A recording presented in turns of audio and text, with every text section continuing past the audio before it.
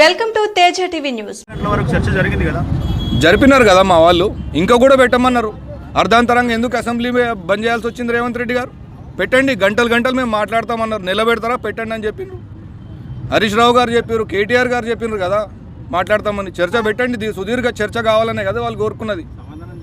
అర్ధాంతరంగా MIM MLA Akbaruddin గారు ఏమన్నారండి, మాకు రేపు పొద్దున అసెంబ్లీ ఉంటుందా లేదా తెలియని పరిస్థితుల్లో మేము ఉన్నాం, అసెంబ్లీలో కూర్చొని ఉన్నాం, మేము గట్లాంటి అసెంబ్లీ నడుస్తుందని చెప్పినారు కదా అక్బరుద్దీన్ గారు.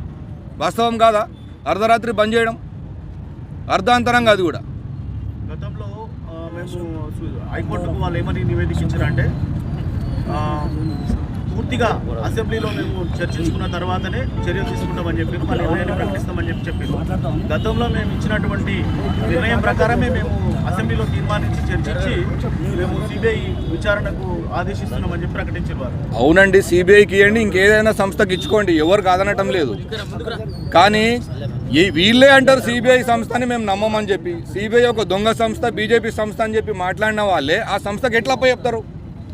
అంటే రాహుల్ గాంధీ అనుమతి లేకుండానే రేవంత్ రెడ్డి గారు మోడీతోటి జతగచ్చిన. ఖచ్చితంగా అండి, ఖచ్చితంగా అంటాం మేము. రాహుల్ గాంధీ ఏమో సిబిఐ వద్దు అంటాడు, రేవంత్ రెడ్డి ముద్దు అంటాడు.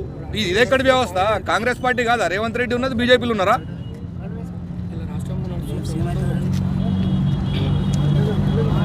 ఢిల్లీలో ఒక మాట, గల్లీలో ఒక మాట, ఇదే నడుస్తుంది. రాహుల్ గాంధీ గారేమో సిబిఐని వ్యతిరేకిస్తారు. నిన్నగాక మొన్న రేవంత్ రెడ్డి మాట్లాడిండు సిబిఐ బీజేపీ జేబు సంస్థ అని చెప్పి. అట్లాంటిది ఒక్క రోజులోనే ఆయన వర్షన్ ఎట్లా మారుతుంది? ఆయన బీజేపీతో అండర్స్టాండింగ్లో నడుస్తున్నాడు కాబట్టి బీజేపీ ఇంకా కాంగ్రెస్ కలిసి కేసీఆర్ గారి పైన ఈ కుట్రలు పన్నుతూ ఉన్నారు. ఆ రిపోర్ట్లో ఏం తేలిందండి? కొండను దోవి ఎల్కన్ పట్టినట్టు 6 కోట్ల రూపాయలు రికవరీ చేయమని చెప్పి వాళ్ళ కమిషన్ పేర్కొన్నది. ఈరోజు 100 క్యూసెక్ల నీళ్లు కాళేశ్వరం ప్రాజెక్టులో పారుతా ఉంది. ఎందుకో కూలిపోలేదు అది.